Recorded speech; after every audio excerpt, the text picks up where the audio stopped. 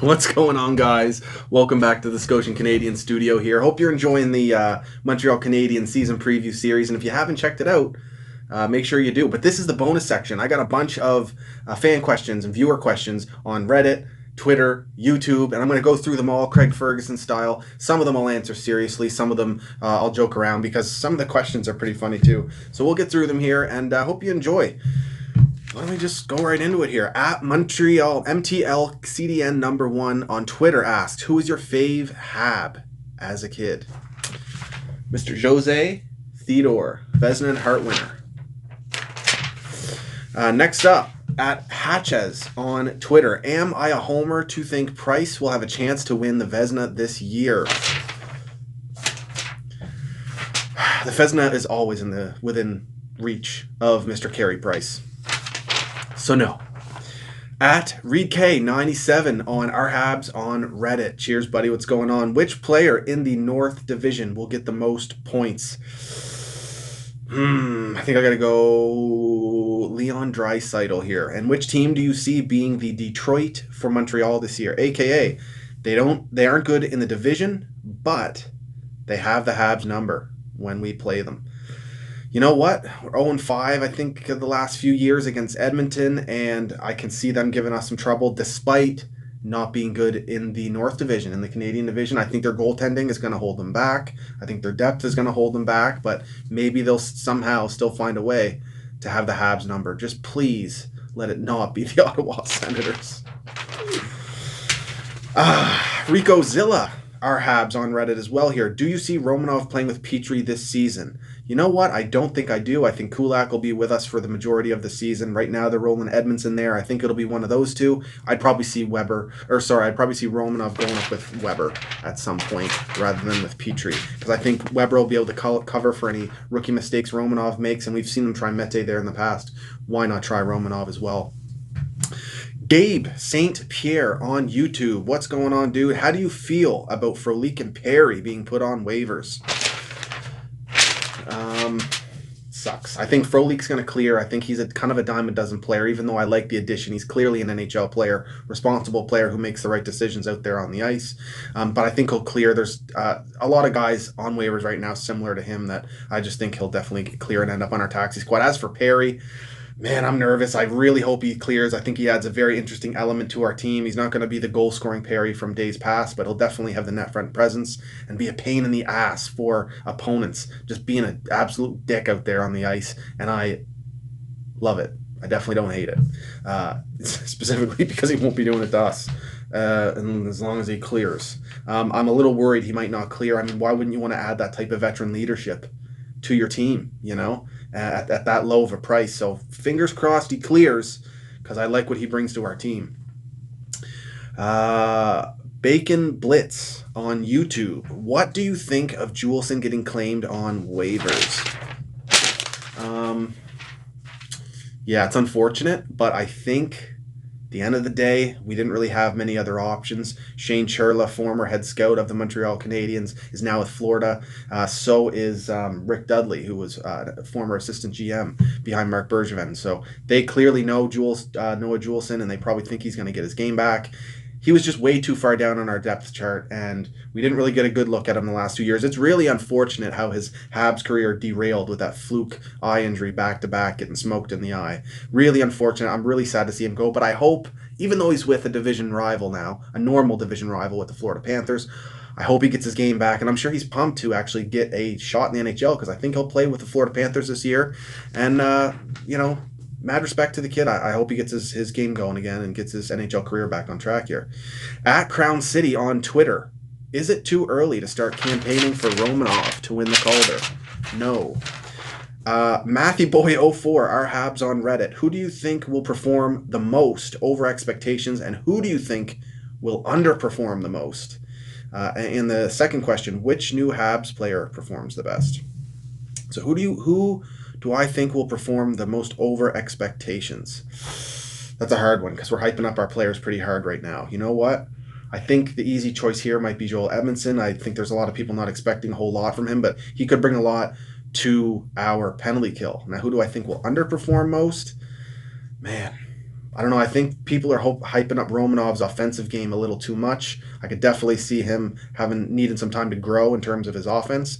So I think I'll have to go with Romanov. And which new Habs player performs the best?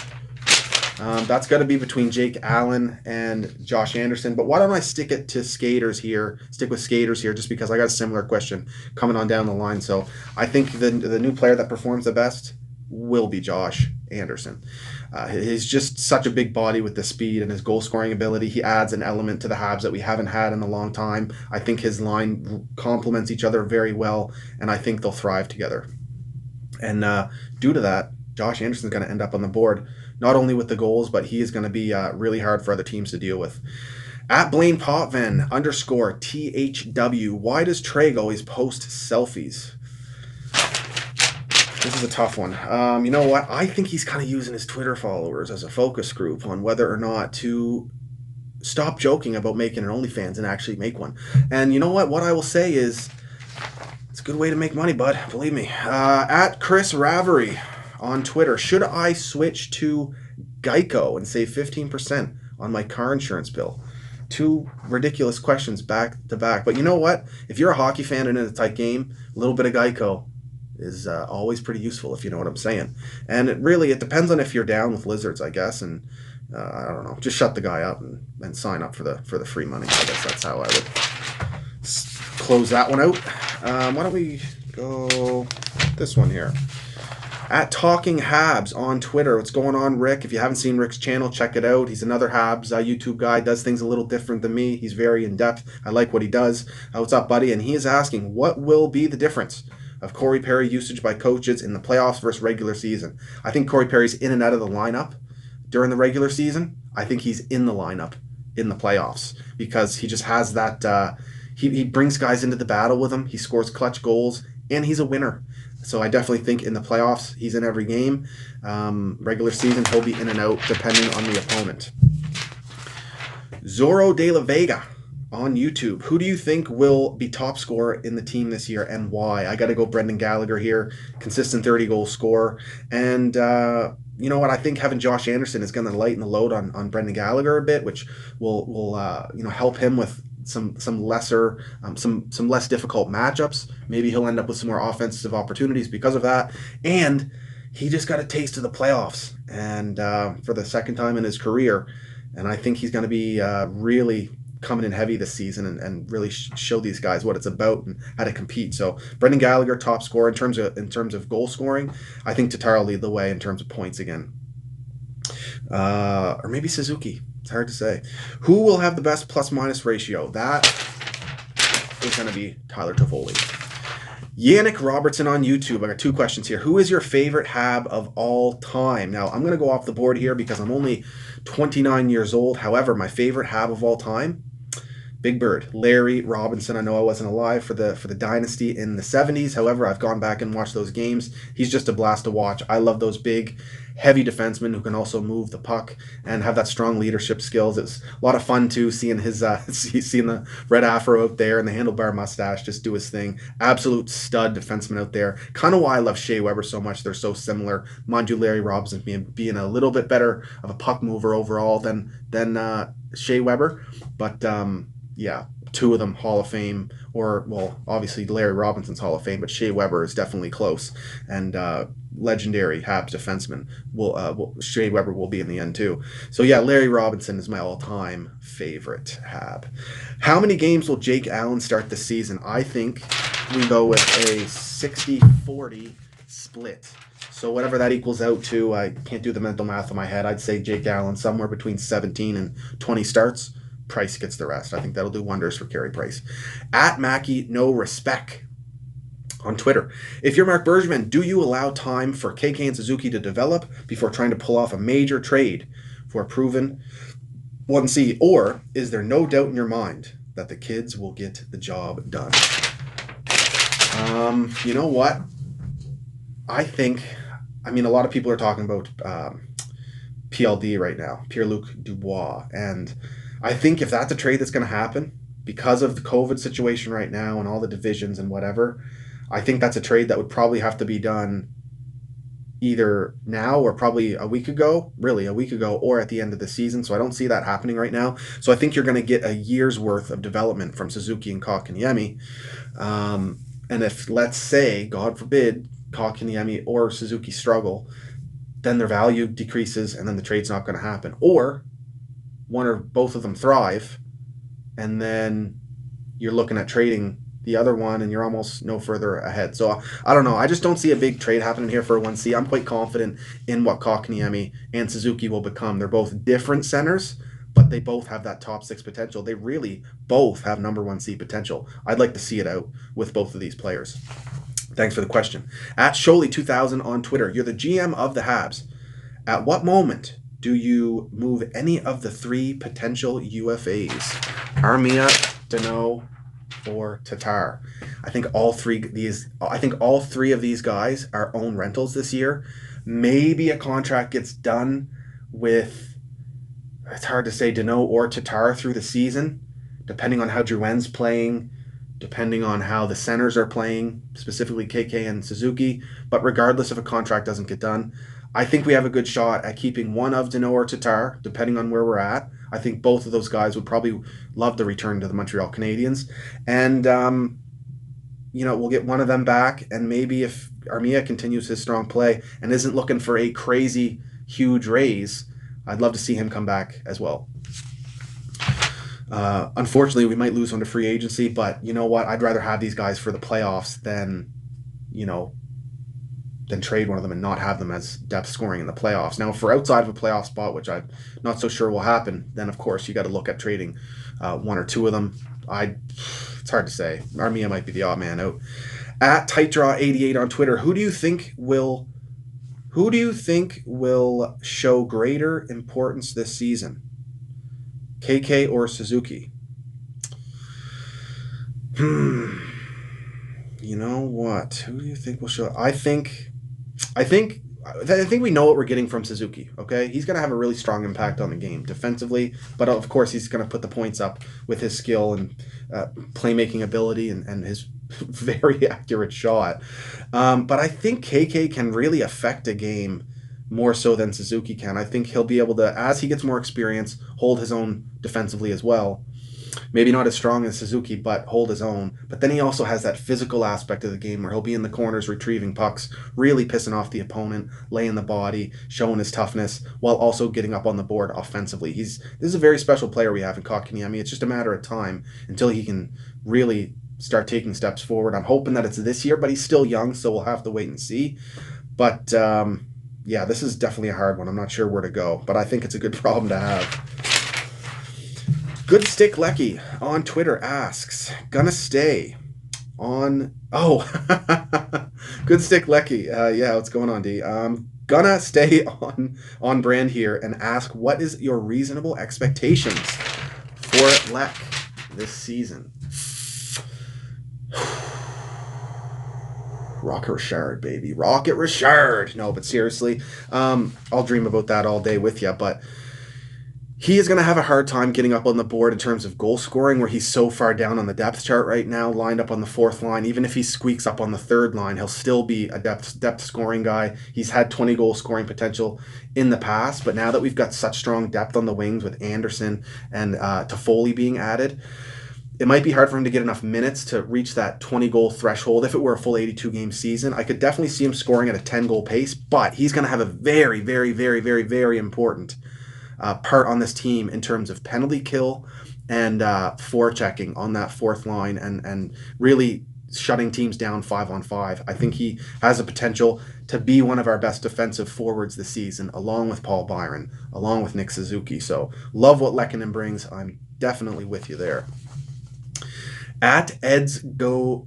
This is a tough one. At Ed's Got Jive. At Ed's Got Jive on Twitter. Who do you think will be the Canadiens' MVP this year? An old hand, one of the kids, or a new guy?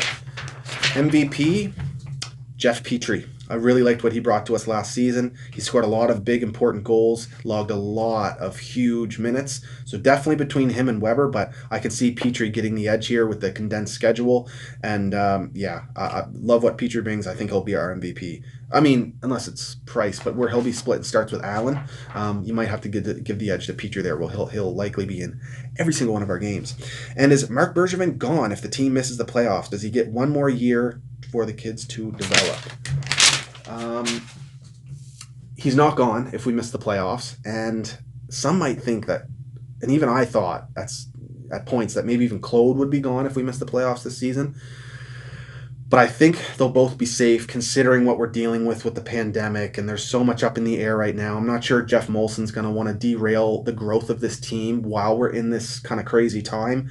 Plus, both Claude Julien and Marc Bergevin have contracts, if I'm not mistaken, heading into next season as they're the last year of their deal. So Bergevin's deal will end after next season, and I believe so will Claude Julien's. That's the time when you make a decision. If Jeff Molson likes what he sees this year and next, he extends Marc Bergevin. I mean, Claude Julien's already been the coach for 4 years or so now, 5 years. So typically the leashes on coaches isn't that long. I'm not sure about him, but I don't think either get fired after the season just because of the circumstances we're dealing with here. At the Real Cosmo on Twitter asks, out of the new guys, who do you think ends up being the most impactful? Jake Allen, not only because of the starts that he's going to bring us, but the rested Price we are going to get thanks to Jake Allen and Price getting to ride the pine a little bit here and stay fresh. So Jake Allen will definitely be the most impactful, especially in terms of team results and in terms of standings. At Mike Bruce PT on Twitter, what's going on, buddy? Where do you think there's still room for improvement on this team? I've been over it a little bit before, but I definitely think experience is something that this team needs improvement with. More time in the playoffs and in playoff series will definitely help them. The season in general will help them where it's like series style play, but this team needs playoff experience. Specifically down at center, we do have a lot of cup champions insulating these guys now, but the centers need experience. Even Deneau, he hasn't spent that much time in the playoffs, so definitely there. And I think the left side could use some more puck movement from their defense, unless Romanov brings that this year, or by committee, him and Mete and Kulak bring that to us. And bonus question, how bitchin' is my beard, my Silver Fox beard on Zoom? People want to know. It's luscious, baby. It's luscious. At BTB with Denny, what's going on, Adam? On Twitter, we all know Brendan Gallagher is a 30-goal scorer. God damn right we do. But with the high-end depth up front, do you see him getting more than that? I touched on this briefly already. I think his matchups are going to be a little bit easier on him this year thanks to Josh Anderson and what he'll bring in terms of the depth. And he's not going to have to face those number ones every single night, those number one lines every single night. I'd love to see Brendan Gallagher score at a 35-goal pace. He's scored more than 30 a couple times in his career, and I'm sure he can do it again. So to see him score at a 35-goal pace would be lovely.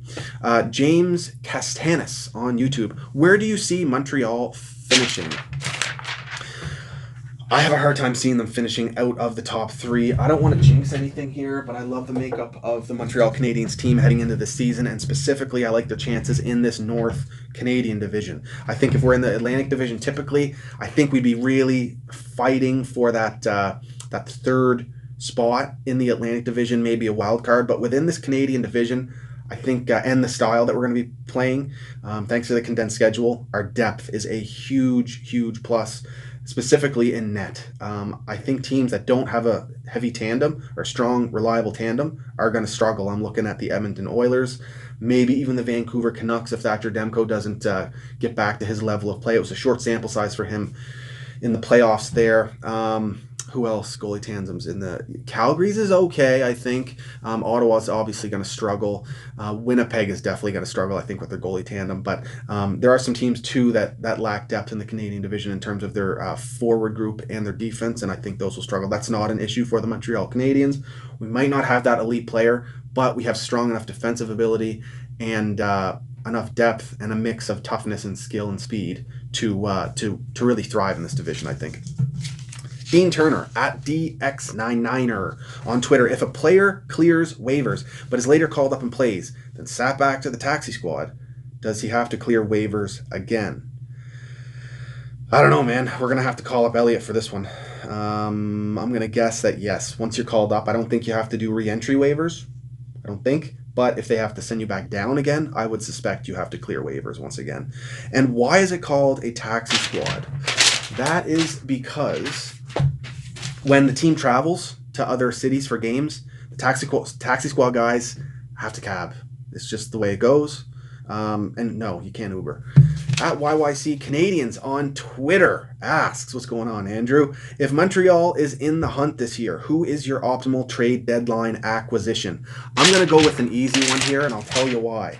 Trading is going to be very difficult in the NHL this year. It's going to be a unique year where there's all sorts of different quarantine rules, specifically in Canada. So as a Canadian team, if we're acquiring someone, we're likely going to want to acquire them from the Canadian division, and that will be difficult because they're now all rivals of us. However, Winnipeg Jets, Kevin Cheveldayoff, and Mark Bergevin have a history, both former scouts with the Chicago Blackhawks. They've made some trades in the past, and if the Winnipeg Jets struggle due to their lack of depth on defense and their goaltending tandem that I'm not that impressed with, if they end up struggling and they're out of a playoff spot, they've got Nate Thompson, Uncle Nate, and I'd love to have him back. We need a veteran fourth line center. That'd be a huge addition to our team heading into the playoffs. So I definitely would be targeting him from the Winnipeg Jets, and we might have something that they're interested in. I mean, Mark Bergevin has no lack of young assets in terms of draft picks